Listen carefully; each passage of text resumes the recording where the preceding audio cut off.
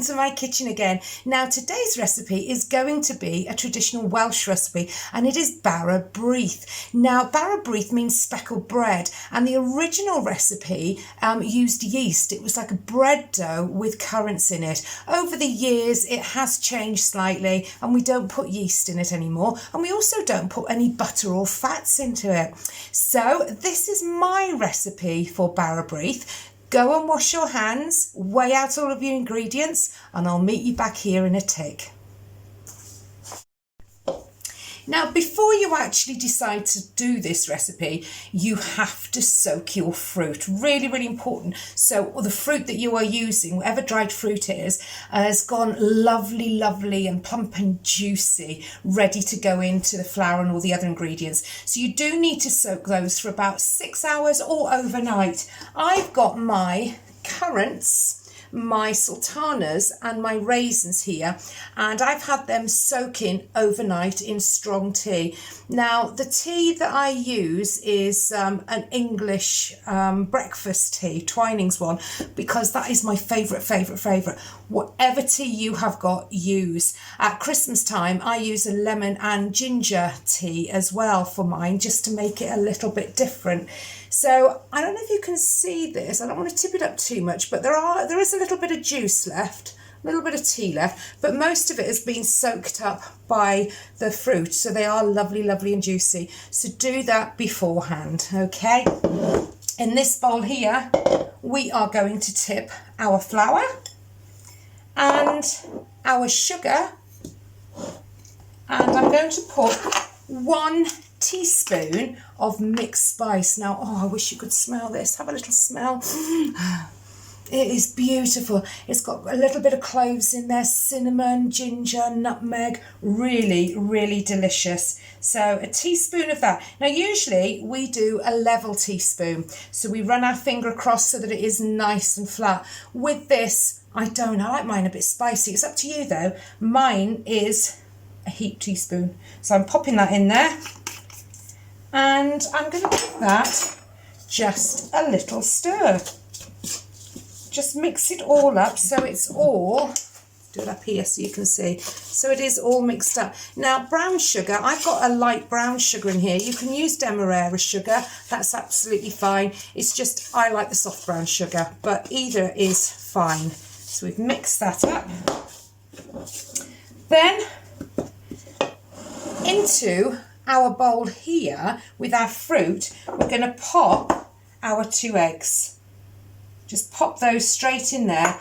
All you're going to do with this is just break up those eggs and just fold it in to all the fruit. So break up the egg, fold it all in. Now that is ready to go in here. So I've made a little well in the middle. All of that is going to go in there. All of the liquid, get it all in. Smelling delicious already. And all you have to do now is just mix that together. Make sure there are no little pockets of flour in there. Mix it all up. And that's it. How easy is that? Now this does have to go into the oven for about an hour. What you need to do is to get a skewer or a cocktail stick and just stick it into the middle, pull it out, and if it comes out clean, you know it's cooked. If it comes out with a little bit of batter just on the end, it needs to be cooked for a little bit longer. Now what I tend to do then is just cover it in foil and leave it in for about another 10 minutes and check again. The reason I cover it in foil is to stop the top going too brown and too crunchy, because it will go a little bit hard. Now then, I think this is all ready to go in to my tin.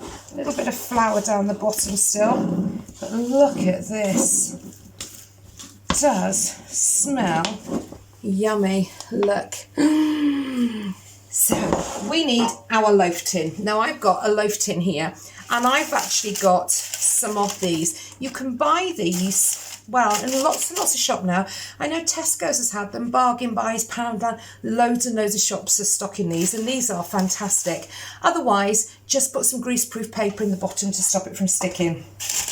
Now, all we need to do is get this delicious mixture into our tin. And as I said, it's smelling delicious already.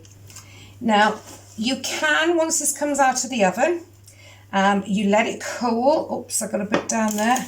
Let it cool, and they say leave it for about 2 days so that it actually gets better. It gets a lot more moist, but I can never wait that long. I don't know about you, whether you'll be able to. I can't wait that long, and mine usually does get eaten that day. Now I'm looking at the camera to see if you can see that I'm popping it in, and I'm pushing it down into the corners as well. Okay, still got a little bit left in there. There we go. Get it all out.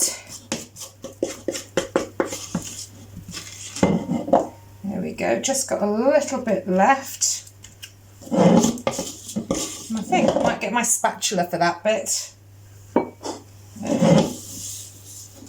That's it. We don't want to leave any lovely mixture in the bowl. We want it all into our loaf tin. There you go. There's my Bara Brith, and that is going to go into the oven for about an hour. As I said, check it after about an hour, and if it needs to go in a bit longer, just cover it with a bit of foil to stop it from going too brown on the top. I'll see you in about an hour's time. Now, my Bara Brith has been out of the oven for about 3 hours now, so it's nice and cool.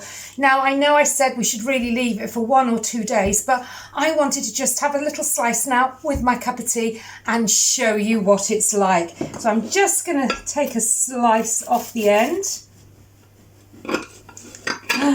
Oh, and I just want to show you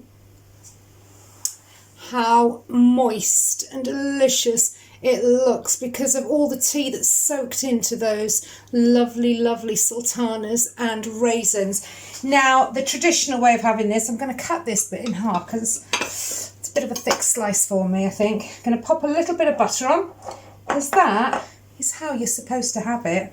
So pop a tiny bit of butter on, or a big bit depending on what you like. I've got my Bara Brith, my cup of tea. All I need now are for my daffodils to bloom, and I'll be having a lovely Welsh afternoon tea.